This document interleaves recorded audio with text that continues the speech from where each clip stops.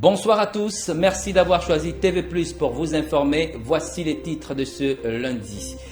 Tension à Bikele entre les populations et la Poste SA. Au centre des conflits, un litige foncier. Le président du CAP, Emmanuel Vemba, a organisé une réunion à cet effet en vue de rassurer les habitants de cette localité. Les partis politiques de l'opposition et la majorité ont répondu massivement à l'appel du ministre de l'Intérieur, Lambert Noël Mata, dans le cadre du renouvellement du bureau du Centre gabonais des élections. Élection présidentielle 2023, Raymond Donsima, candidat, l'ancien Premier ministre, a annoncé sa candidature à OIM dans le nord du Gabon. Société, en ouverture de cette édition d'information, à Bikele dans le 3e arrondissement de la commune de Ntoum, un litige foncier oppose les habitants de la localité et la Poste SA. Plus de 1500 victimes étaient rassemblées autour du président du CAP, Emmanuel Vemba, pour trouver des solutions face à cette situation. C'est un reportage signé de Jessica Ondjoa. Au 3e arrondissement de la commune de Ntoum, à Bikele, c'est plus de 1500 familles impactées par le litige foncier entre la Poste Banque et les habitants. Trouver des solutions est le leitmotiv de cette rencontre. Une situation qui met à mal plusieurs personnes, à l'exemple de Martial Mikouma. La Poste me trouve ici, la Poste me trouve personnellement ici. Et quand la Poste me trouve, la Poste amène un bulle à mon absence pendant que je suis au travail, détruit ma maison et ne me dédommage pas. Et l'affaire est restée silencieuse. Lorsque nous sommes allés raconter, je suis allé raconter au directeur général de la Poste, qui a succédé M. Alfred Mabika, il dit les problèmes de M. Alfred Mabika ne regardent que M. Alfred Mabika, lui, il n'a rien à voir dans cette situation et il ne dédommage pas.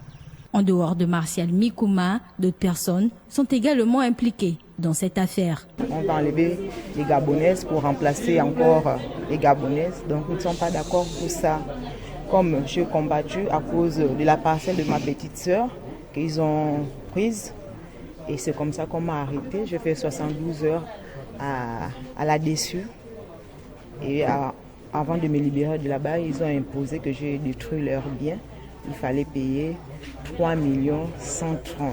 L'on assiste de plus en plus au déguerpissement des populations à Libreville et autres communes. Ce sujet est une énième preuve.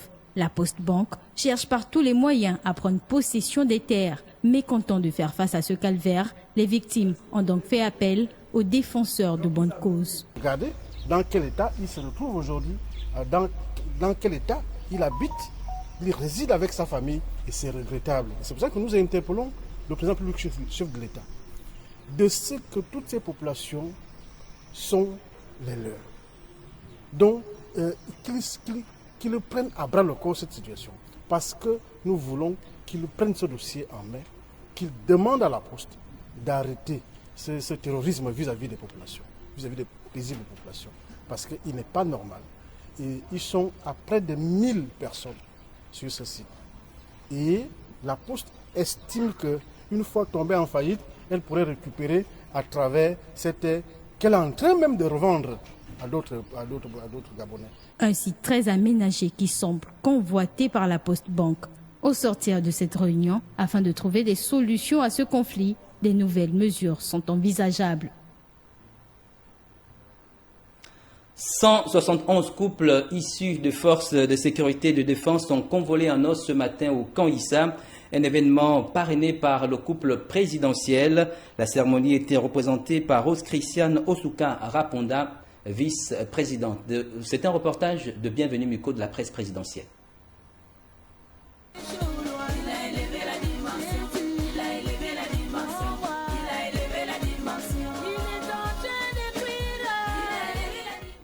Pour le meilleur et pour le pire, 171 personnels des forces de défense et de sécurité se sont unis devant témoins, organisés sous le très haut parrainage du président de la République en sa qualité de chef suprême des forces de défense et de sécurité et de la première dame du Gabon. La 4e édition des mariages collectifs des forces de défense et de sécurité a tenu toutes ses promesses. On applaudit très fort pour eux, s'il vous plaît. L'événement est organisé en présence de la vice-présidente de la République et des femmes membres du gouvernement. L'initiative intègre le cadre des activités de la Fédération des associations des épouses et personnels des forces de défense. C'est un grand jour. Je tiens vraiment à remercier son Excellence Ali Bongo Ondimba ainsi que la première dame pour, je dirais, pour ce don qu'ils nous ont offert. Parce que ma femme et moi présents ici, ça nous fait 17 ans de concubinage. Vraiment merci au couple présidentiel de nous avoir changé de statut du célibat au mariage. Aujourd'hui, je suis très fier d'honorer ma femme à ces instants précis que le chef d'État nous a accordé. Je suis heureux, très heureux. Et je dis vivement à toute personne qui désire le faire, d'y aller de l'avant. Parce que ces jours-là, on ne les retrouve pas tout le temps. Ces jours sont rares. C'est le moment qui arrive difficilement. Et cela, c'est grand épouse. Donc c'est le moment vraiment qui arrive très difficilement. Moi, c'est un très grand jour pour moi. Et je me sens vraiment dans ma peau aujourd'hui. Ça n'arrive pas, ça n'arrive jamais. Et là, je suis content. C'est vraiment un grand jour pour nous. On remercie beaucoup le chef d'État, je sais que ma femme, plus de 20 ans. Voilà 5 enfants. C'est mon mari, resterai mon mari jusqu'à. Selon les Saintes Écritures, l'homme quittera son père et sa mère et s'attachera à une femme pour la vie. Les deux formeront une seule chair. La cérémonie de ce jour fait suite à celle organisée en 2012, 2016 et 2019. Pour nous, c'est un acte social fort. Pour le chef d'État, c'est une concrétisation des valeurs de solidarité, de cohésion, de fraternité, gage de développement si cher au chef d'État. Et comme vous le savez également, le mariage est la première institution sociale. Donc, il vient de procurer à tous ces couples des droits et la stabilité. Et c'est également pour les forces de défense un moment de détente, un moment de joie, un moment d'échange. Et en mon nom et au nom de toutes les forces de défense, nous exprimons notre profonde gratitude et notre entier dévouement au chef de l'État, au chef suprême des forces de défense et de sécurité. Créée il y a 10 ans, la Fédération des associations des épouses des personnels des forces de défense œuvre pour la solidarité entre les membres et l'amélioration des conditions de vie et du statut des épouses et conjoints militaires. Les tracasseries policières, la délocalisation du site des taximans de l'ancienne gare routière, des points au menu de la déclaration du président de la FECITRAG, Serge Bertrand Bécalé, il y a quelques jours. Cette déclaration a-t-elle été entendue par les autorités municipales? Pour en parler, nous recevons sur ce plateau le président de la FECITRAG, Serge Bertrand Bécalé. Bonsoir. Bonsoir à vous. Alors, il y a quelques jours, justement, vous avez fait une sortie, une déclaration dans laquelle vous dénoncez justement la question des tracasseries policières, la délocalisation des taximans du site de l'ancienne gare routière. Alors, après votre sortie, est-ce qu'aujourd'hui, finalement, vous avez eu un retour des autorités municipales? Malheureusement, jusqu'à présent, rien. C'est dommage, parce que avant que tout cela n'arrive, nous avons pris le temps d'écrire au ministre des Transports, à Madame le maire, sur les sites d'embarquement et de débarquement. Les courriers sont partis. Quels sont ces sites? Est-ce qu'on peut les savoir, les sites en question? Les sites sont les sites habituels au niveau de la gare routière pour sur la nationale, pour le 12. D'accord? Et au niveau des Sœurs Bleues, pour Plein-Réti, Charbonnage, au niveau de la gare routière pour Ovendo, je m'étends même jusqu'à Rio pour Iyaï. Vous êtes quand même d'accord que l'action, on va dire, des autorités, que ce soit municipale, était pour une bonne action dans le cadre justement de l'opération quand même ville propre, libérer les trottoirs, qui à partir justement de ces sites-là laissait un peu la ville dans un état insalubre. Donc l'action gouvernementale, pour ne pas dire municipale, était quand même la bienvenue. L'action gouvernementale en elle-même n'est pas le problème. Oui. D'accord? C'est la mise en pratique qui cause problème. Qu'est-ce que vous reprochez donc exactement? Alors, sur cette nous sommes des opérateurs économiques. Oui. D'accord? Quand une décision est prise, qu'on nous informe. qu'on nous délocalise et qu'on nous montre d'abord les sites. Donc vous n'avez pas été vraiment informé? Nous sommes désolés parce qu'on ne met pas les charrues avant les bœufs. On trouve les sites, on aménage les sites et on nous fait appel. Nous amenons nos transporteurs. On ne peut pas se lever un matin et dire c'est une mesure gouvernementale, il faut partir de là. On va où? Parce qu'il n'y a pas que des opérateurs économiques dans le secteur du transport qui doivent être informés. Il y a aussi le peuple. Ils sont habitués à prendre des taxis quand ils viennent à la gare routière. Ils sont habitués, ils savent que telle ligne se mélène, telle ligne se Vendôme, telle ligne se pleine de Réti. Un bon matin, ils arrivent, ils sont surpris. Ouais, ça ressemble à rien. C'est ça le problème. Ils ont mis les charrues avant les bœufs. Et ça crée un cafouillage. Nous sommes des opérateurs économiques, ça ne nous permet plus de travailler. Ils nous ont pris. Entre-temps, nous avons interpellé avant la mesure la mairie de Libreville, le ministère des Transports. Ils ont fait la sourde oreille, comme d'habitude. Il y a des courriers qui ont été déposés. Un bon matin, on se lève, on dit une mesure gouvernementale. Qu'est-ce que vous avez prévu avant? On soulève 3 lignes. Mélène, aéroport, Nzanyon, sur la ruelle qui mène de la campagne qui mène à Saint-Michel. Tout en sachant que cette voie-là, elle est estreinte. Et il y a les clans d'eau d'Nkembo dans cette zone-là. Mais ça permet, les taximans quand même travaillent toujours d'une manière, on va dire, fluide. Ils ne peuvent pas travailler. Pourquoi? Parce que, effectivement, la police fait dans la récupération. D'accord? On vous dit, vous avez 30 mètres pour stationner. Combien de véhicules? Mélène seulement a plus d'une cinquantaine de bus. L'aéroport a plus d'une soixantaine de bus. Mais quand vous faites le long de la campagne, les bus de l'aéroport vont garer jusqu'à Agapé. Ils garent jusqu'à Agapé. Ça veut dire que le chauffeur de taxi qui faisait ses 60 000 francs de recettes par jour, il est réduit à 30 000. Et dans les 30 000, il a la recette du patron, il a le carburant, il a le bon chauffeur qui ne doit pas payer. Il doit se nourrir lui-même. Ce n'est pas possible, on ne s'en sort plus. On ne s'en sort plus. Nous, on aurait souhaité qu'on nous fasse appel, qu'on s'asseye, qu'on regarde ensemble. Où on peut, en délocalisant la gare routière, quand on parle de délocalisation, ça veut dire qu'il y a un site prévu pour aménager. Mais il n'y a rien qui est fait.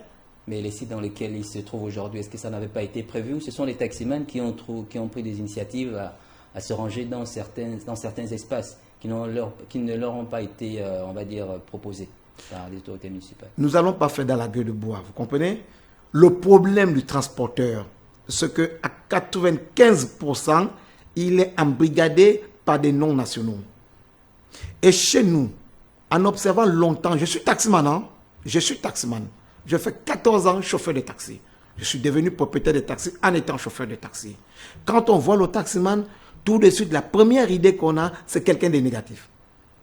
Ne peut être taximan que quelqu'un qui n'a pas fait des études ou qui a raté la vie. Donc, du coup, le secteur urbain n'est pas pris en considération. Même le ministre qui régule notre secteur, il est absent. Comment ça, vous n'êtes pas pris en considération alors qu'aujourd'hui, on a quand même allégé certaines tâches avec la question de la levée quand même des, on va dire, des contrôles qui étaient un peu, on va dire d'une certaine manière, un peu presque récurrents avec la police, la gendarmerie, mais les autorités quand même, non seulement de corps habillés, mais aussi l'État, après quand même certaines mesures pour vous alléger, pour vous allez travailler plus sereinement. Il n'y a aucune mesure qui a été prise, ne nous mentons pas, d'accord? Il n'y a aucune. Pour que la gendarmerie quitte le périmètre urbain, ça a été un gros combat. Et ils ont quand même quitté. Ouais, parce qu'ils n'avaient pas le choix. Le combat était gros. Si on prend le schéma dans lequel qui fait en sorte qu'il quitte le périmètre urbain, il sera long. Vous comprenez? Aujourd'hui, la police avait été remise dans les casernes, mais avec cette mesure gouvernementale, les choses se sont empirées. Là où nous sommes rangés, là où ils nous ont rangés aujourd'hui, le commissariat d'Nkembo n'attend que ça. Une fois un taximan essaie de trouver un endroit pour garer, on vient prendre les papiers. Une fois un taximan a chargé, il veut ressortir, on court, on vient prendre des papiers. Le taximan est la vache laitière. On pourchasse au taximan matin, midi et soir. Parce que dans nos têtes, ce n'est pas des nationaux. Que reprochez-vous de plus aux autorités municipales aujourd'hui? Vous avez parlé justement de la question de prélèvement. Si vous en parlez. Nous indexons la mairie, pourquoi? Parce que chaque année, nous sommes pourchassés. poursuivis par les agents municipaux. Parce que nous devons nous acquitter de nos taxes. Ce qui est normal, ce qui est légal. D'accord? Ça, nous sommes des opérateurs économiques, nous avons le droit de payer les taxes. C'est normal. Ce que nous refusons, c'est que dans la taxe municipale que nous payons, il y a l'éclairage, il y a l'insalubrité, il y a l'eau, il y a le droit d'embarquer et de débarquer librement. D'accord? Alors, cette mairie-là, après nous prélever dans la taxe municipale, vend des arrêtés aux individus. Donc, ça veut dire qu'aujourd'hui, malgré que vous avez payé votre taxe municipale, vous ne pouvez pas charger où il y a des clients si vous ne payez pas le chargement à des petits sur la voie publique. Donc, vous voulez dire qu'au niveau de la mairie, il existerait une sorte de corruption ou bien ils ne respectent pas leurs engagements dans les, on va dire, dans les charges qui devaient être les leurs? Corruption, je dirais peut-être pas oui, mais je parlerai d'arnaque. C'est une double arnaque. C'est une arnaque. Parce que nous payons déjà une taxe qui est là. Nous avons le droit d'embarquer et débarquer librement dans tout le périmètre urbain. Et savoir que la mairie légalise l'informel, appelés avant chargeurs, qui sont devenus des régulateurs, aujourd'hui qui imposent, si vous voulez charger, vous devez payer le chargement. À un moment donné, on se pose la question, qu'est-ce qui ne va pas? La taxe municipale, donc, qui est le numéro de portière que je payais, il me sert à quoi? Donc, nous sommes double fois prélevés et nous avons qualifié ça d'une forme d'escroquerie. C'est une escroquerie en un mot. Bon, alors, vous n'avez pas été entendu, on va dire, par les autorités. Qu'est-ce que vous comptez faire maintenant? Bon, le dimanche 8, nous avons fait dans la dénonciation. D'accord? Il était question, en fait, nous sommes dans un état de droit. Il faut respecter la loi. Nous avons déposé le préavis de grève aujourd'hui au ministre de l'Intérieur. Nous avons déposé un courrier d'information au Premier ministre. Nous avons déposé un autre courrier d'information au ministre des Transports. Aujourd'hui, comme le dit le texte de loi, le préavis c'est 48 heures. Après passer les 48 heures, nous prendrons notre mesure. Les courriers ont été déposés aujourd'hui. Nous attendons. Si d'ici mercredi, jeudi, il n'y a pas de suite, nous serons obligés de déclencher le mouvement des grèves parce que nous ne nous retrouvons plus et nous ne nous en sortons plus. Voilà, c'est de ça qu'il s'agit. Alors, monsieur Serge Bertrand Bécalé, que dites-vous justement de certains taximans aujourd'hui? Il est bien beau de défendre aujourd'hui, on va dire, leurs droits, mais il y a une question également qui préoccupe aujourd'hui, on va dire, les populations. C'est la question de l'augmentation depuis la Covid-19 qui n'a pas, pour certains, justement diminué aujourd'hui à certains trajets. Que dites-vous justement aussi de cette situation? Alors, le problème de l'augmentation anarchique du coût du transport, c'est un problème qui nous a tous secoués. En 2020, nous avons écrit au ministre des Transports. J'ai l'accusé de réception là, avec les propositions de la nouvelle tarification. Nous sommes régulés par le ministère des Transports. On allait voir le ministre des Transports, on lui a proposé, c'est ça un syndicat, une force de proposition. On a proposé, parce que le peuple ne se retrouve plus dans l'augmentation anarchique du coût du transport. Pourquoi? Parce qu'il y a beaucoup d'éléments qui rentrent en compte. Quels sont ces éléments? Il y a par exemple le problème des chargeurs. Vous chargez gare routière PK12 à 300 francs la tête, le chargeur vous prélève 1000 francs. Alors, tout le long, ne nous mentons pas. L'embarcation ou bien... 1000 francs le chargement. Partout. Et j'ai envie de vous dire, partout, je vous le dis très sincèrement, les chargeurs aujourd'hui se font plus d'argent que les chauffeurs de taxi. Je vous le dis très sincèrement. Cela est cautionné par par la mairie, parce qu'ils sont légaux. C'est la mairie qui les légalise. C'est la mairie qui les légalise, je ne sais pas par quel moyen. La mairie utilise le décret 311. Le décret 311 est un décret du ministère des Transports sur la gestion des sites d'embarquement et de débarquement. Alors, ils ont parlé de décentralisation. Oui, on veut bien qu'il y ait décentralisation. Mais dans la décentralisation, à chacun ses missions. La mairie a empiété dans les missions des régaliens du ministère des Transports. Par exemple, les badges professionnels taxi, ce n'est pas du ressort de la mairie. Les expertises taxi, ce n'est pas du ressort de la mairie. La gestion des sites d'embarquement et de débarquement, ce n'est pas du ressort de la mairie. La mairie se contente d'une seule chose, sa taxe municipale. La taxe municipale. Alors, comme il faut se prendre beaucoup d'argent, c'est fini. On prend les missions qui ne sont pas les leurs. Et puis, on les exploite n'importe comment. C'est le problème que nous avons sur le périmètre urbain aujourd'hui. Vous les payez, c'est la mairie qui les légalise. Sur quelle base? On ne sait pas. Un décret, on prend un arrêté sur un décret qui n'est pas le vôtre. Ce n'est pas possible. Et nous avons longtemps interpellé le ministre des Transports. Il me suit.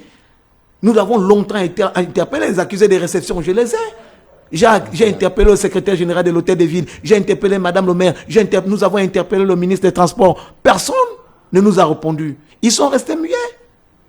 Donc, ce que nous vivons aujourd'hui, la mairie est le premier responsable. Donc, le coût d'augmentation, en fait, on va dire d'une certaine manière, si aujourd'hui il persiste à hauteur, également les difficultés que vous rencontrez sont du ressort de la mairie de Libreville. Effectivement. Parce qu'aujourd'hui, il y a, en fait, la mairie seulement, non. Le ressort du gouvernement. D'accord? Alors, les opérateurs économiques, aujourd'hui, nous avons, je vais emboîter le pas du parc automobile qui est vieillissant. Le président de la République a pris une mesure d'interdire les voitures de plus de 5 ans. Quel est cet opérateur économique-là qui peut aller acheter un bus d'Amatec et le mettre en circulation? Nous avons le problème des routes. Il mettra combien de temps? Nous avons la fiabilité des pièces. Ce qu'on nous vend à la gare routière, ce n'est pas des pièces. Vous la changez aujourd'hui avec les états des routes, dans 2 semaines, il faut la rechanger. D'accord, merci. On vous aurait bien compris, monsieur Serge Bertrand Bécalé. On aura certainement l'occasion de pouvoir aller en profondeur par rapport à cette question lors de certaines émissions débat ici sur notre plateau. Merci d'avoir accepté notre invitation. Vous restez avec nous quelques instants pour la suite de notre journal. À l'occasion de la journée de la solidarité en faveur des orphelins et autres enfants vulnérables, le ministre de la Justice, garde des Sceaux, chargé des droits de l'homme, a organisé une journée récréative qui a réuni plus de 200 pensionnaires de plusieurs centres d'accueil et orphelinats de la capitale gabonaise. Une action s'inscrivant malgré le différé dans l'esprit de Noël. Le point avec Modeste Mbazagoy. Après plusieurs heures d'attente, la patronne des droits de l'homme est arrivée tout sourire, marquant ici la volonté du gouvernement à ne pas oublier les couches vulnérables, à l'occurrence les orphelins et les enfants vulnérables. Le ministre de la Justice, garde des Sceaux, chargé des droits de l'homme, a organisé le week-end dernier une journée de la solidarité en faveur de cette catégorie de la population. Mes chers enfants, l'organisation de ce jour, de la journée de solidarité en faveur des orphelins et autres enfants vulnérables, a pour but de faire bouger les lignes dans le combat que nous menons pour la promotion et la protection des droits de ces derniers.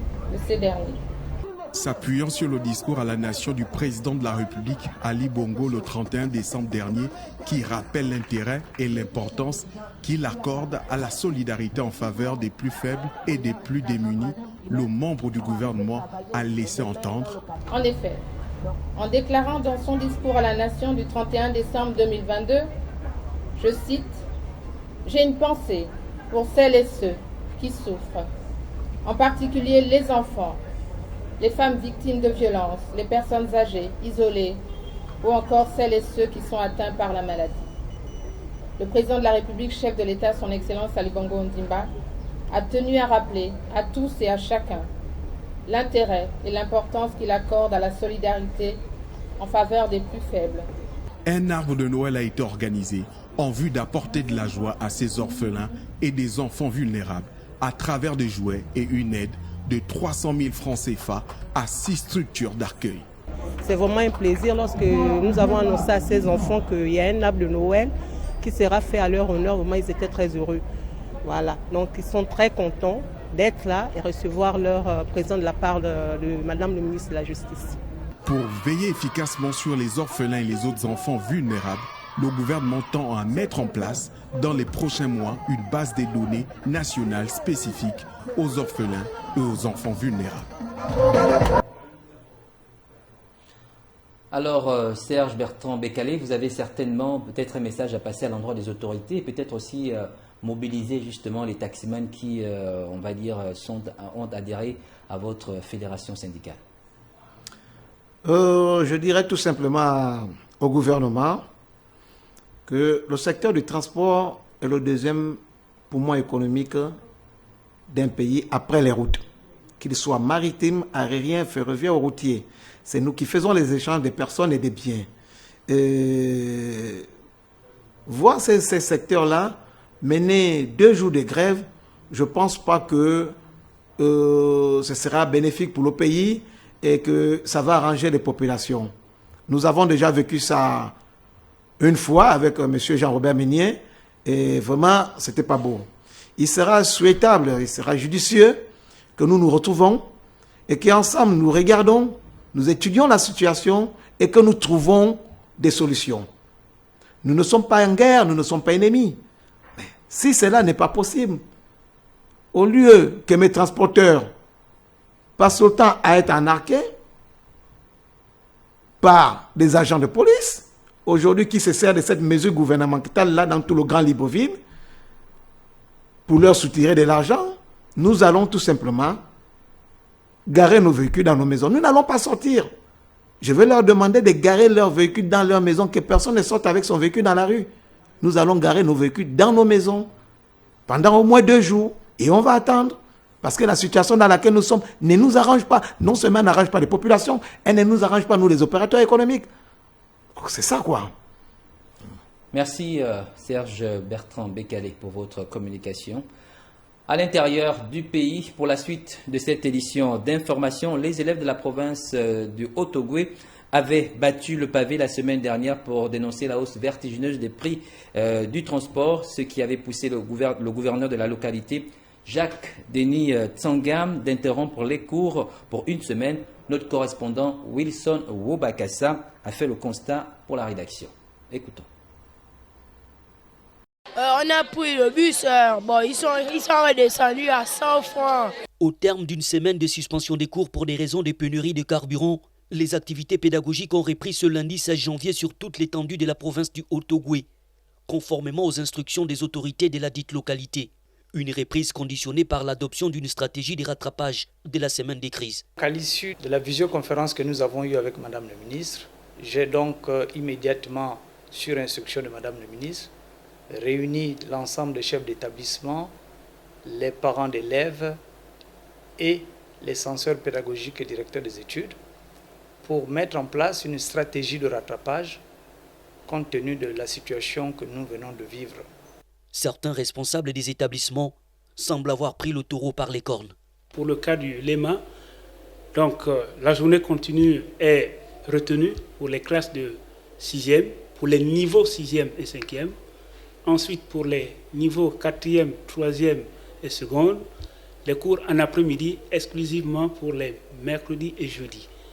Et maintenant, les samedis matins, pour ce qui concerne les niveaux première et terminale, eh bien, nous avons organisé cette journée pour que les cours se tiennent de 7h30 à 11h15. Donc, pendant 3 semaines, c'est ce qui se fera au LEMA, de telle sorte que l'on puisse rattraper justement la semaine perdue.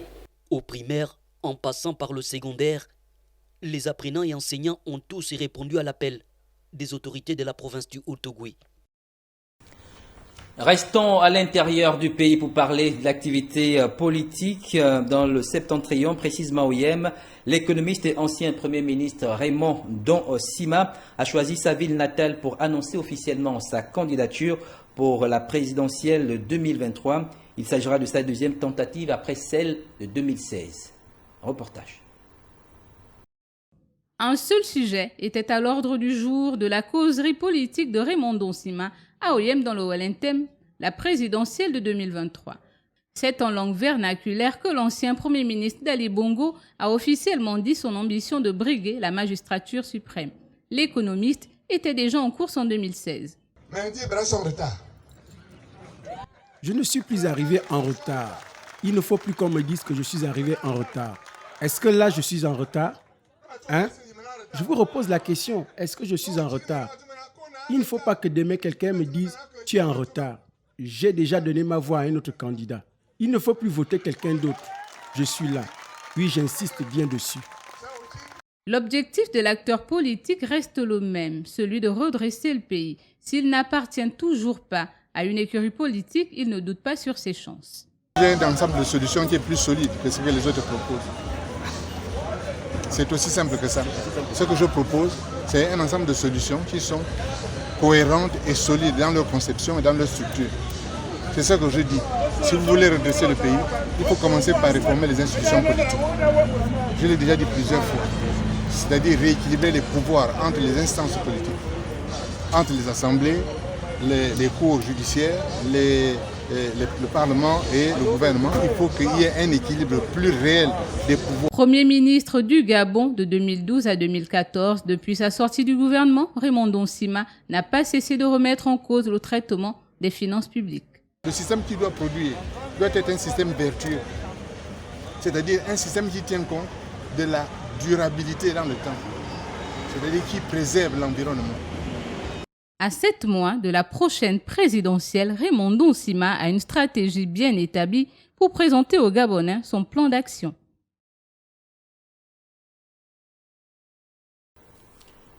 Le reportage était signé Estelle Amvan. La suite, toujours dans le même registre, Raymond Donsima, candidat aux prochaines présidentielles de 2023, Maya Meza est revenu sur le parcours de l'homme et son portrait. Regardons. La situation du pays ne permet pas de faire ce dérapage-là. Nous sommes dans une situation de crise. Le pays ne peut pas se permettre ça. Ancien Premier ministre, Raymond Donsima est une figure publique bien connue des Gabonais. Au sortir de l'université à l'étranger et de retour au Gabon, Raymond Donsima succède les hauts postes administratifs, où il est ainsi nommé chargé d'études à la Direction générale de l'économie en 1983, avant d'être promu l'année suivante directeur des synthèses économiques dans ce même ministère. Puis, il intègre la planification et l'économie comme conseiller du ministre en 1987. Au terme de ces 5 ans, Raymond Donsima retrouve son administration d'origine en tant que directeur général de l'économie de 1992 à 1994. À partir de 1991, il entame une longue carrière dans les secteurs parapublics et privés. Il travaille ainsi comme directeur général de la restructuration de la Compagnie forestière du Gabon, CFG, de 1991 à 1993. Puis, il prend en charge la Société nationale d'EVA Culture, EVGAB, comme directeur général de 1994 à 1999, avant de devenir PDG de la Compagnie d'exploitation du chemin de fer transgabonaise de 1999 en 2001. En 2003, Raymond Donsima crée sa propre société de transport terrestre, voyages et loisirs des tropiques. Son parcours politique débute en 2007 avec son élection au conseil municipal de Yem, un trajet très rapide puisque le 19 octobre 2009, il est nommé ministre de l'Agriculture, de l'Élevage et de la Pêche et du Développement rural et obtient en décembre 2011 un siège de député PDG au canton Ké, le 3e siège du département du Haut-Le. Enfin, le 27 février 2012, il est nommé Premier ministre chef du gouvernement en remplacement de Paul Biya-Yimba. Il a tenu cette responsabilité jusqu'au 24 janvier 2014, date à laquelle le poste est confié à Daniel Onando. En juillet 2015, Donsima a également quitté le PDG, se plaignant ainsi que le parti n'était pas ouvert à la critique et à des points de vue différents. Il a également soulevé le problème du traitement des finances au Gabon et il sort un ouvrage intitulé « Quel renouveau pour le Gabon ?» aux éditions Pierre-Guillaume Deroux. En 2016, il déclare sa candidature au moment où le parti est fragilisé. Il faut noter qu'en dehors de Raymond Donsima, plusieurs autres candidats ont fait leur déclaration, à savoir Lasny Duboz, Marie-Sylvie Hervoa Kelenge, Pierre Claver Manganga Moussavou, Mike Joktan, Jean Donga, Innocent Mvomo Mbézé, Jean-Robert Meigneux, pour ne citer que ceux-là.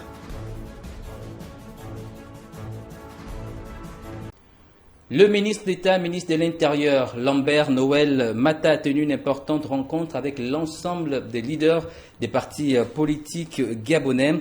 Objectif, trouver des mécanismes appropriés pour la mise en place du centre gabonais des élections. C'était un reportage signé Alexandre Mbaundo. Nous ne pouvons plus faire les élections à partir de vous si on avait le choix. Parce que vous avez une position qui est claire. Vous êtes membre du bureau politique du PDG. Cette rencontre s'est voulue sans tabou.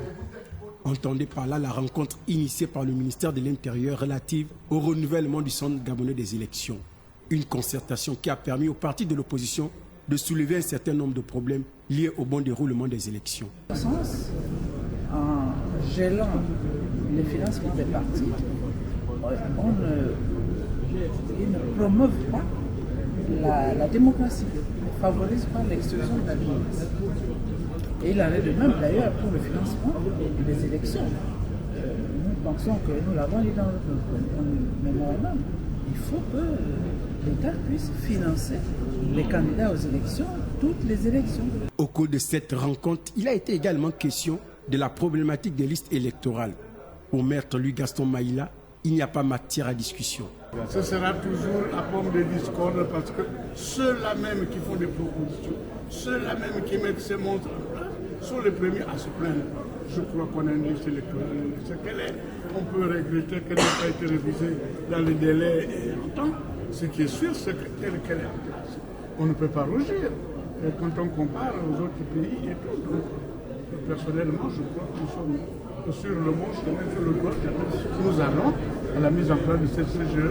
Cette CGE va gérer les élections à venir. Face aux multiples attaques dont fait l'objet le ministère de l'Intérieur dans la gestion du scrutin au Gabon, le ministre d'État Lambert Noël Mata a tenu à recentrer les choses. D'ailleurs,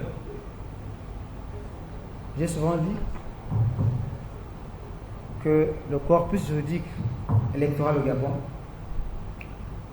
est l'émanation des acteurs politiques gabonais. C'est le seul pays au monde où le code électoral est écrit par les acteurs politiques, par ceux qui participent au jeu eux-mêmes. Je dois vous dire ici à chacun et à tous le rôle que le secrétaire général du ministère de l'Intérieur a souvent joué. Retenez-le bien. Pour qu'il y ait un renforcement des dispositions liées à la transparence dans le corpus juridique gabonais. Parce qu'après vos concertations, qui écrit? Qui va au Conseil d'État pour défendre ces textes? Et j'en ai même expurgé des éléments qui étaient tout sauf le droit. Les partis politiques venus assister nombreux à cette concertation ont un délai de 8 jours pour faire des propositions au ministère de l'Intérieur pour que leurs membres fassent partie des différentes commissions qui vont mettre en musique le CGE. L'appel à la concertation lancé par le président gabonais Ali Bongo lors de son discours à la nation, le renouvellement du Centre gabonais des élections, quel enjeu pour les élections générales de 2023? Pour en parler sur ce plateau, nous recevons la présidente du bloc chrétien, c'est ça? Du bloc démocratique chrétien. Également, vous êtes par ailleurs également porte-parole de la majorité présidentielle et sociale pour l'émergence. Madame Claudine Ayou, bonsoir. Bonsoir. Alors, comment se porte votre parti politique aujourd'hui? Le Bloc démocratique chrétien, BDC, se porte très bien et nous nous préparons pour les élections générales. Nos différents conseillers, nos différentes structures dans toute l'étendue du territoire, nous nous portons très bien et nous allons de mieux en mieux dans les adhésions. Ça va. Alors, aujourd'hui, depuis la perte justement du secrétaire général exécutif et fondateur, le parti a quand même connu quelques tumultes. Aujourd'hui, est-ce qu'on peut dire que le parti a retrouvé sa sérénité, pour ne pas parler de sa stabilité, en vue justement de la poursuite de la vision de l'homme? Bon, je ne peux pas dire que le parti ait eu des tumultes. Parce que quand des gens ne font pas partie d'un parti politique, qui se lèvent un matin, parce qu'ils ont quitté ce parti il y a des années auparavant, se lèvent dire nous sommes des héritiers, c'est quand même grave. C'est quand même grave que des gens qui n'ont jamais eu l'adhésion, parce que quand on est dans un parti politique, on donne des cotisations et ils n'ont jamais contribué, ils n'ont jamais eu un rôle au parti, dans le parti. Moi, je suis une élue, j'ai participé à toutes les élections au niveau du Bloc démocratique chrétien, BDC. Alors, vous savez, au Gabon, les réseaux sociaux et autres ont tendance à amplifier. C'est comme je dis, c'est une tempête dans 20 verres d'eau. Nous avons pris des dispositions, 2 conseillers ont été remplacés parce que ne sachant pas trop ce qui se passait, d'autres essayent de venir négocier, mais nous avançons très bien. Le Bloc démocratique chrétien n'a pas eu de soubresaut. En fait, comme je dis, c'était une tempête dans un verre d'eau. Ce sont des gens qui se sont levés comme ça. D'autres appartenaient même conseiller d'autres partis politiques de l'opposition. Vous imaginez quelqu'un de l'opposition qui se lève un matin, qui dit « je suis du Bloc démocratique chrétien », parce qu'il le dit, est-ce que cela est vrai? Nous avons eu la perte de notre secrétaire général exécutif, Monsieur Feu Guy Christian Mavioga, qui était aussi mon époux, donc j'ai les deux casquettes de membre du Bloc démocratique chrétien, élu du Bloc démocratique chrétien, épouse. Donc nous avions des statuts et règlements intérieurs qui sont nous sommes un parti organisé. Donc nous avons fait jouer nos règlements intérieurs, nos statuts, et le ministère de l'Intérieur nous a donné raison, bien sûr. Vous poursuivez quand même la vision du secrétaire exécutif disparu. Vous avez quand même apporté quelques réformes, peut-être pour permettre à ce que le parti prenne un autre visage. Non, je suis mieux placé que quiconque au niveau du Bloc démocratique chrétien de connaître la vision du feu secrétaire général exécutif, M. Guy Christian Mavioga. Je peux dire que nous sommes dans la continuité. Donc nous n'avons pas eu de réforme particulière, nous avons eu une convention nationale et nous avançons. Aujourd'hui, je peux dire que nous sommes vraiment en train de nous déployer plus qu'auparavant dans des zones où nous n'étions pas. Donc je félicite d'ailleurs ceux de Port-Gentil, de Chibanga, dans le Bitam ou dans le Woulentem, et vraiment je leur dis merci de la manière dont ils sont en train de travailler pour faire avancer le Bloc démocratique chrétien. Alors, Madame Anna-Claudine Ayo, quel rôle joue le Bloc démocratique chrétien au sein de la majorité républicaine et sociale pour l'émergence? Quel rôle vous jouez exactement? Bon, nous, comme je vous disais, nous sommes dans la continuité au niveau de la majorité, la majorité présidentielle, républicaine et sociale pour l'émergence, qui va devenir très bientôt majorité républicaine. J'anticipe un peu peut-être. Donc, nous sommes dans la continuité. De la même manière, notre feu secrétaire général exécutif a été porte-parole. Aujourd'hui, nous sommes porte-parole de la majorité. Nous sommes là dans la majorité. Nous jouons notre partition et ça se passe très bien. C'est laquelle, la partition?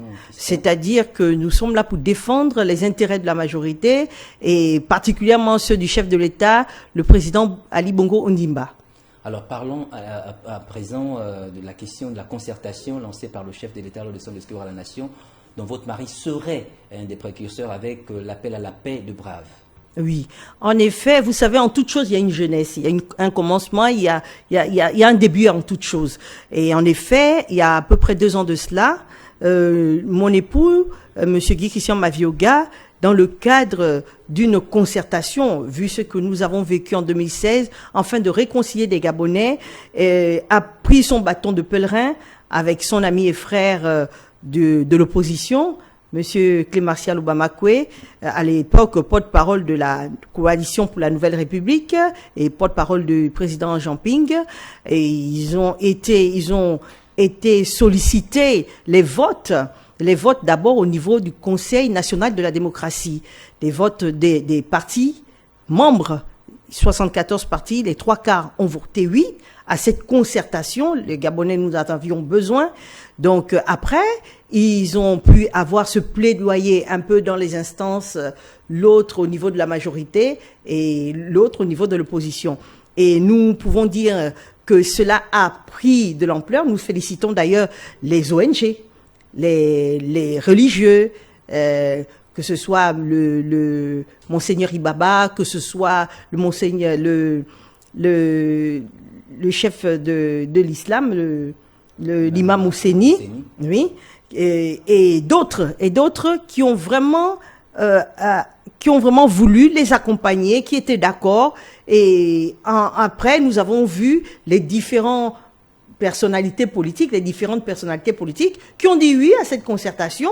Et nous pouvons dire merci au chef de l'État, après avoir écouté ces cris de tous bords, de tous les Gabonais, qui dit oui à la concertation. Nous disons merci quand le président de la République a pu parler de cette concertation lors de son discours du 31 décembre. Et que visait précisément Feu Guy Christian Mavioga dans cet appel à la paix de Brave? Que visait-il concrètement? Vous savez, Monsieur Guy Christian Mavioga, c'était un chantre de la paix.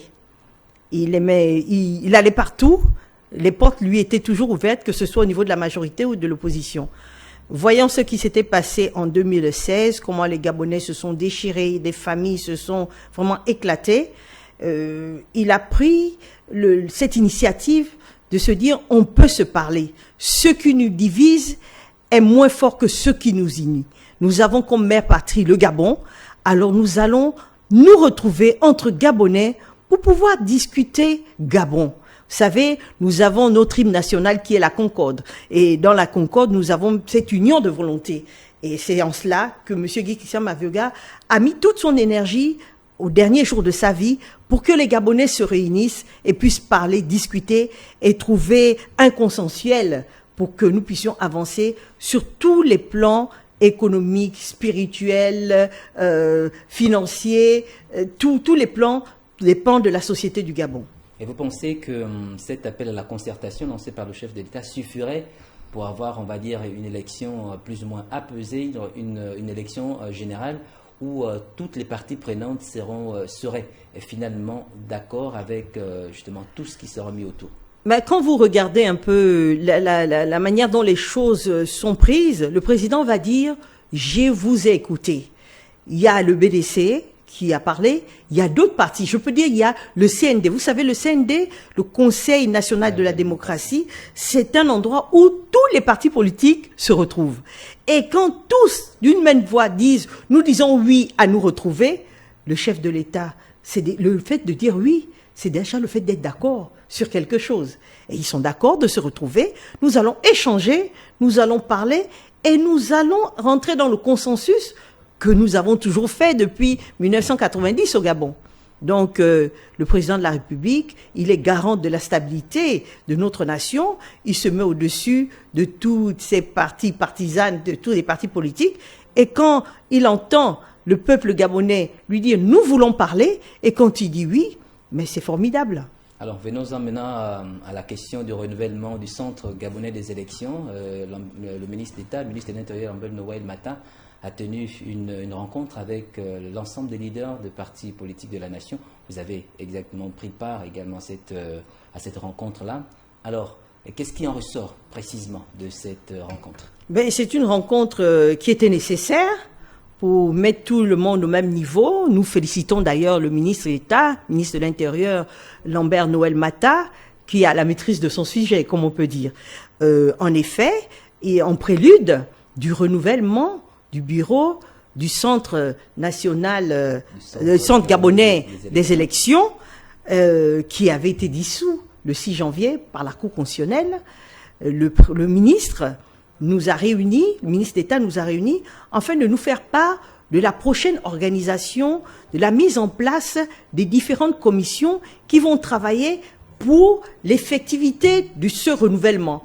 En effet, nous avons la commission ad hoc qui réunit de manière paritaire 4 membres et la commission spéciale qui élit le futur bureau du CGE. Et il nous a dit que d'ici 5 jours, nous devions, les différentes plateformes politiques, nous, la majorité, nous sommes organisés, nous n'avons pas de soucis, mais nous voyons que l'opposition, elle est plurielle. Ils sont aussi en train de... L'opposition est désorganisée et la majorité organisée, ce que vous voulez dire entre... Je peux dire que la majorité parle d'une voix, mais l'opposition parle de plusieurs voix. Donc, au niveau de la majorité, nous sommes organisés, nous croyons que cela sera fait d'ici demain. Et au niveau de l'opposition aussi, ils sont en train le ministre leur a demandé de s'organiser, les différents regroupements de l'opposition, afin de pouvoir donner des noms qui vont les représenter durant ces commissions-là. Alors, il est également prévu, on va dire, une certaine manne à partager, on va dire, à tous ce qui seront, on va dire, des candidats, sinon des partis politiques, pour permettre justement de mener à bien leur campagne et tout le reste. Je crois que l'État gabonais mettrait à la disposition justement des candidats une certaine enveloppe. Est-ce que vraiment pour vous, cette annonce du ministre d'État, Lambert Noël Mata, ministre de l'Intérieur, est vraiment la bienvenue pour soulager un peu ce qui faisait, on va dire, le hic au niveau des partis? Bon, je tiens d'abord à corriger, à vous corriger, parce que c'est pas une main disposée pour organiser des élections ou pas, c'est pas ça.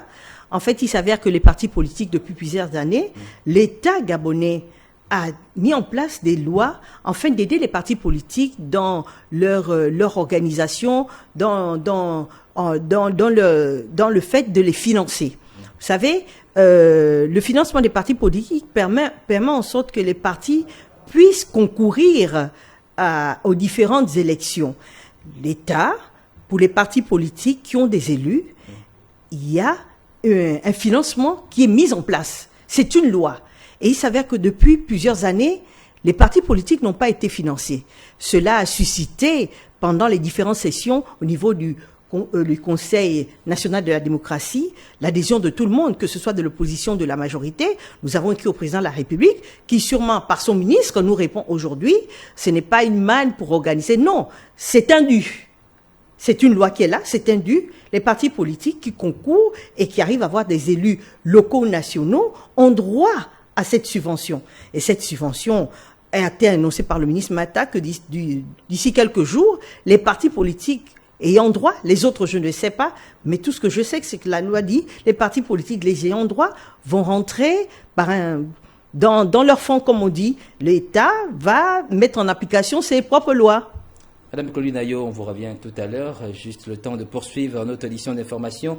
Savez-vous qu'on peut être acteur de développement inclusif d'une localité en milieu rural ou d'un établissement scolaire où nous avons passé nos études primaires et même secondaires? C'est désormais possible. Dans cette édition d'information, on vous amène au Cameroun afin de toucher du doigt l'organisation d'une association d'anciens élèves qui se sont mis ensemble pour développer la ville et l'établissement scolaire qui leur ont permis d'obtenir leur diplôme afin d'être des personnes respectables dans la société. Plus de détails dans ce reportage de notre correspondant Sidney Woodner. L'économie camerounaise peut désormais s'appuyer sur l'apport des associations afin de booster ses capacités et faciliter l'emploi jeune en milieu rural. C'est dans cet ordre d'idées que l'association des anciens élèves de Belabo entend imprimer ses marques dans l'échiquier de l'émergence du Cameroun à l'horizon 2035 à travers la mise sur pied d'un nombre important d'activités socio-économiques visant à développer la ville de Belabo à l'est du Cameroun. L'association des anciens élèves de Belabo, en abrégé AUBEL, est une association qui regroupe tous les anciens élèves qui sont passés par l'arrondissement de Belabo. L'association des anciens élèves de Belabo œuvre dans le social, dans l'humanitaire. L'association des anciens élèves de Belabo va en appui à nos jeunes frères qui sont restés dans notre arrondissement et qui œuvrent chaque jour pour essayer de voir comment la ville de Belabo évolue. C'est un peu, en gros, ce qu'il s'agit concernant l'association des anciens élèves de Belabo. Le projet de développement des chaînes de valeur socio-économiques a pour objectif de contribuer au développement inclusif des activités relevant du secteur social à travers l'assistance aux personnes vulnérables, mais aussi au financement de certains projets sociaux visant à améliorer les conditions de vie des populations en milieu rural. Et à ce niveau, l'association des anciens élèves de Belabo se donne des moyens d'accompagner les pouvoirs publics dans cette veille sociale à travers ses réalisations et son implication dans le projet de développement de cette localité. La mise en œuvre de l'association des anciens élèves de Belabo s'est faite dès la base dans la ville de Douala. Se sont concertés, des aînés qui sont passés par Belabo se sont concertés. C'est ainsi qu'en 2014, ces aînés ont mis sur pied l'association des anciens élèves de Belabo, dont le siège autrefois était Douala. Et au fil des années, il y a eu les créations des antennes, notamment l'antenne du centre, l'antenne de l'Est, l'antenne du littoral. À notre actif, l'association des anciens élèves de Belabo a déjà apporté un soutien grandiose au lycée de Belabo, aux élèves de Belabo, principalement au lycée de Belabo, via la construction, via les dons des portes, la rénovation des bâtiments, certains bâtiments du lycée de Belabo. En réponse à la lutte contre la pandémie Covid, nous sommes allés faire des dons à certains services. C'est donc sur la base de cette feuille de route, jointe aux objectifs suscités, que le nouveau bureau, issu de l'Assemblée générale élective tenue à Yaoundé, ponctuera ses actions en vue d'apporter une plus-value dans le processus de développement de la ville de Belabo dans les jours à venir. Toujours à l'international, attentat à la bombe dans une église pentecôtiste à Kisindi dans le Nord Kivu, en République démocratique du Congo. Le bilan fait état de 10 morts et 40 blessés. Le récit est signé Cécile Nanaka. Journée sanglante en République démocratique du Congo. Un attentat à la bombe dans une église pentecôtiste en pleine célébration a fait au moins 10 morts et 40 blessés. Le drame s'est produit à Kassondi, une ville située à la frontière avec l'Ouganda, dans la province du Nord Kivu. Selon le porte-parole de l'armée, l'attaque aurait été perpétrée par le groupe terroriste des Forces démocratiques alliées, des rebelles musulmans d'origine ougandaise, qui auraient par la suite revendiqué l'attentat le dimanche soir. La police aurait quant à elle arrêté un ressortissant kényan suspecté d'être impliqué dans cette affaire. Les forces de sécurité ont par la suite quadrillé le périmètre du drame. L'attaque vient troubler la tranquillité de cette ville qui jusqu'ici avait été épargnée de troubles comparée aux autres agglomérations environnantes en proie aux attaques telles que les villes de Mutwango, Masombo et Lomé. Il faut rappeler que la région du Nord Kivu est le théâtre de nombreuses attaques qui opposent le groupe rebelle M23 à l'armée régulière du pays. Malgré de nombreuses négociations et appels au cessez-le-feu par la communauté internationale, le climat dans la région reste toujours tendu. Alors, on revient avec vous, Madame la Présidente du Bloc démocratique chrétien. Alors, les élections générales, c'est, on va dire, dans quelques mois. Est-ce que vous préparez déjà, on va dire, vos membres, justement, peut-être, qui seront des futurs candidats aux législatives, peut-être même au local? Bon, peut-être à la présidentielle, on ne sait jamais. Alors, votre...